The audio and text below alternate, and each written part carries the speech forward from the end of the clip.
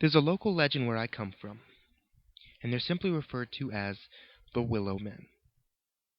There's hardly a need for the law enforcement in this town. The Willow Men take care of all that.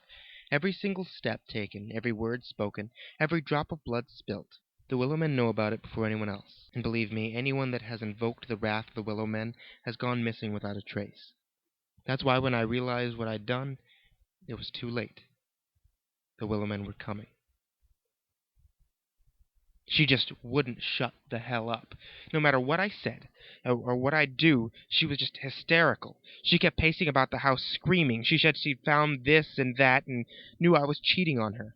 She'd ask me who it was, and I told her that she was crazy. And I guess I wore out that excuse. After a while, I couldn't take her damn voice anymore. I'd walk room to room, and she'd follow me. When we got to the kitchen, I had my fill. I reached for the first knife that I could find, and I jammed it into her throat. The face of anger and sorrow melted into one of despair and disbelief. The crimson fluid ran freely all over her blouse, and she dropped to her knees, scrambling around the floor. She clawed the tile and made gurgling noises which only served to infuriate me. I grabbed an iron skillet that had been preheating on the stove and took a swing at her head. A wet crack followed the impact, and while I didn't need to keep going, I did. I lost count of the number of times I hit her, but I had a good deal of blood on me. What was left of her head was being held together by a thin particle of bone, and blood kept rushing out. I dropped the skillet to the floor with a loud clang. I wish remorse had followed so that I would have felt at least a little bit human, but it didn't. I was just happy to be rid of her. With a grunt, I picked her body up off the floor and hoisted it onto my shoulders. Her face hung next to me, dead eyes staring with conviction. I could only chuckle. As soon as I got outside, I dropped the ragged heap onto the ground and went to find a shovel. That's when I knew that they were watching. I could hear the whispers from the woods, and in the corners of my eye I could see them staring intently at me, at my every move. Whenever I would look up to the woods, I would find only gnarled trees staring back at me, but I knew they were there. It was dusk by the time that she was good and buried. I was drenched in sweat, and it had made the blood stains on my clothes expand and turn orange. I looked back up at the woods, and I saw them peering from behind trees. Long, gnarled faces with hollow eyes and gaunt figures.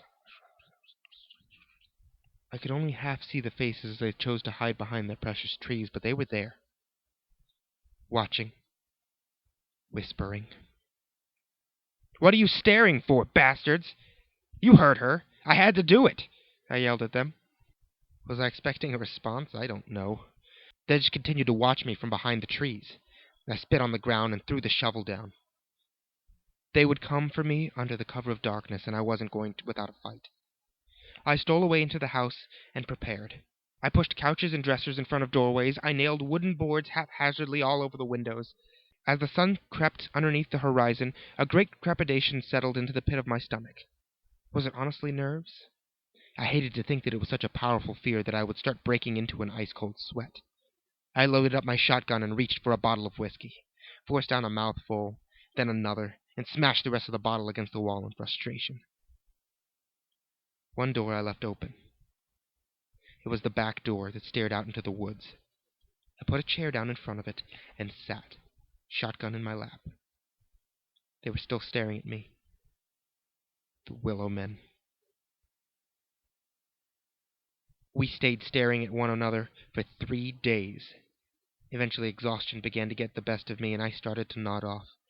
I tried desperately to keep my eyes open. For a foolish second, I propped my head up with a shotgun so that I wouldn't fall. I snapped back to reason and lifted my head up high. The last thing I wanted to do was shoot myself. Had I known what was coming, I probably should have. Pushed myself to stay up for a few more hours.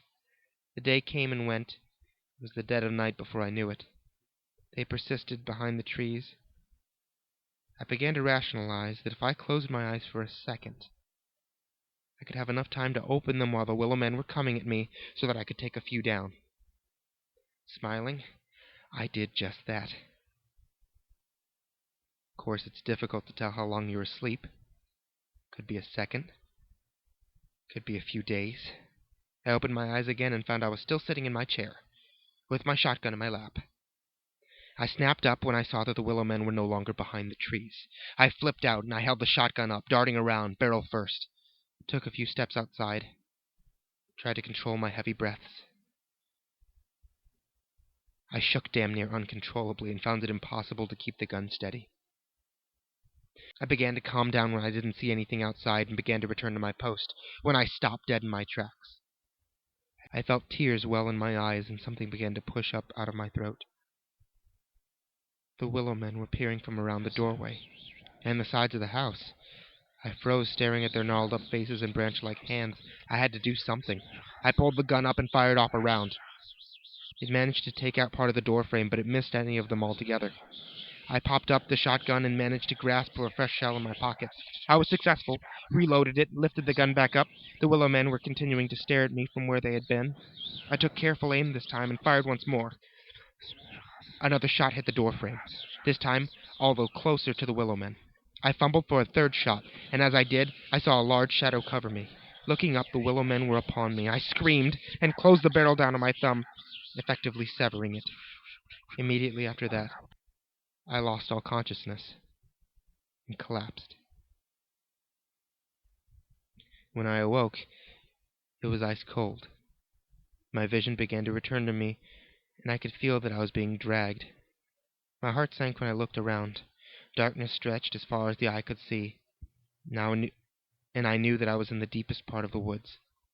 Where my thumb had once been was now black and swollen, and had managed to numb up to my forearm.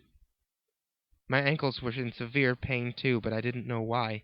When I looked, I saw that they were clearly snapped, and the Willow Men were dragging me by my feet.